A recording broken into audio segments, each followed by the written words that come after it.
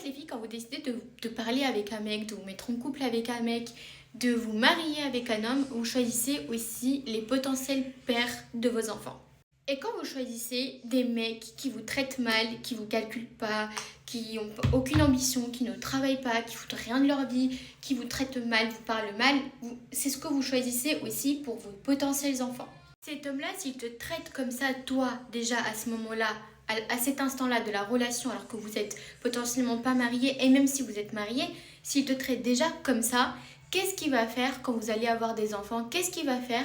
Quel exemple il va donner à la fille ou à votre fils? À la fille, il va lui montrer que c'est normal de maltraiter une femme, c'est normal qu'une femme soit maltraitée, et qu'est-ce qu'elle va faire potentiellement la fille? Elle va soit reproduire le même cheminement que toi, soit elle en sera tellement dégoûtée qu'elle choisira quelqu'un de meilleur, mais dans la plupart des cas, dans son cerveau, il enregistrera qu'une femme maltraitée, c'est normal. Et pour un homme, ça va être la même chose. Il va montrer à l'homme que c'est normal qu'un homme traite mal une femme. Et qu'est-ce qu'ils vont faire vos enfants? Ils vont répéter les schémas parentaux. Donc quand vous décidez de vous engager dans une relation avec un homme, demandez-vous, est-ce que vous aimeriez que vos enfants lui ressemblent? Est-ce que vous aimeriez que votre fille soit traitée de cette manière? Est-ce que vous aimeriez que votre fils traite une femme de cette manière-là?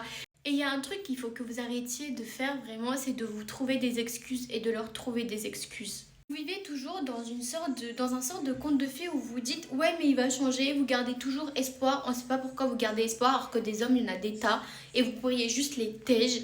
Et je comprends que parfois vous puissiez avoir peur de l'inconnu, même peur de la réaction du mec, mais en fait plus vous restez dans cette peur et dans cet engrenage, et bah plus de temps vous perdez avec cette personne et plus de temps vous mettrez à rencontrer la bonne personne. Et des fois, c'est même pas que ça. Des fois, vous vivez vraiment dans un conte de fées, comme je disais tout à l'heure, et vous dites ouais, il va changer, alors qu'en fait, il faut arrêter de vivre dans l'espoir de. En fait, c'est comme si vous restiez pour un potentiel, sauf qu'un potentiel non exploité, en fait, il sert à rien. Vous restez parce que vous dites ouais, il est capable de, il est capable de. Mais quelqu'un qui est capable de mais il ne fait rien, en fait il n'est pas capable. Donc oui, on est tous capables de beaucoup de choses, mais si on n'exploite pas cette chose, en fait elle sert à rien. Notre potentiel ne sert à rien. Donc arrêtez de rester avec le potentiel et voyez ce qu'il en est. N'ayez pas peur en fait d'être réaliste envers vous-même. Et je trouve que c'est vraiment le drame de énormément de femmes, le fait de vivre dans ce conte de fées et de rester avec une personne pour le potentiel, parce que en fait vous vous mentez à vous-même et vous refusez de voir la réalité telle qu'elle est, alors que si vous êtes honnête avec vous-même, parce que ce genre de choses, les femmes vous le savent au fond d'elles-mêmes quand quelqu'un n'est pas bien pour elles. Et vous le savez au fond de vous-même et vous continuez à vous mentir. Mais plus vous vous mentez et plus vous perdez de temps. Alors que si vous... En fait, il faut affronter ses peurs. Parce que c'est normal d'avoir peur et de se dire purée, cette personne-là n'est pas pour moi, cette personne me traite mal et si et là. Et c'est tout à fait normal, c'est tout à fait humain d'avoir peur. Mais à un moment donné, il faut passer au-delà. Il faut prendre son courage à deux mains et se dire les faits sont là, moi je n'ai marre, je passe à autre chose.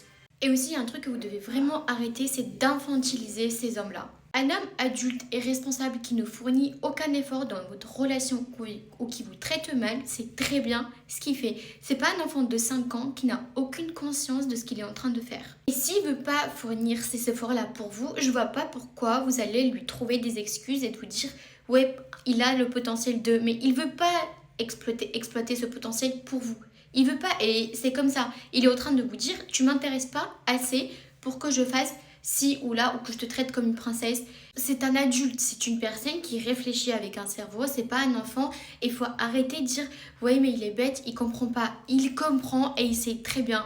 C'est juste que pour lui, tu ne le vaux pas. C'est pour ça que je vous dis arrêtez de vivre dans ce potentiel et ce conte de fées qui n'existe pas. Ou du moins qui n'existe que dans votre tête, et malheureusement ce qui existe dans votre tête n'est pas la réalité. Et si un homme ne considère pas que vous méritez le meilleur des traitements alors que vous êtes à ses côtés, vous êtes sa copine, sa partenaire, sa femme, mais qu'est-ce que vous faites là? Partez! Est-ce que vous n'avez pas un ego, vous n'avez pas d'amour propre pour vous dire mais purée, mais qu'est-ce que je fous là?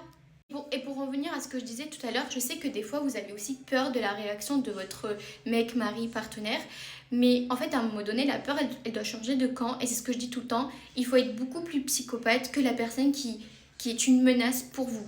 De toute façon, vous n'avez plus rien à perdre. Alors à quoi bon se recroqueviller dans un petit coin à cause de la peur, alors que la peur, elle pourrait changer de camp, et quand vous montrez à quelqu'un que vous n'avez pas peur, et bah vous croyez-moi que la personne va très bien comprendre sa place, même si c'est Pablo Escobar, d'accord? S'il vous plaît, pensez à vous, à votre bien-être, à vos potentiels enfants et à leur bien-être. Et même si vous avez des enfants, pensez aussi à leur bien-être, parce que un enfant sera toujours plus heureux dans une famille monoparentale que dans une famille où les deux parents se déchirent tout simplement.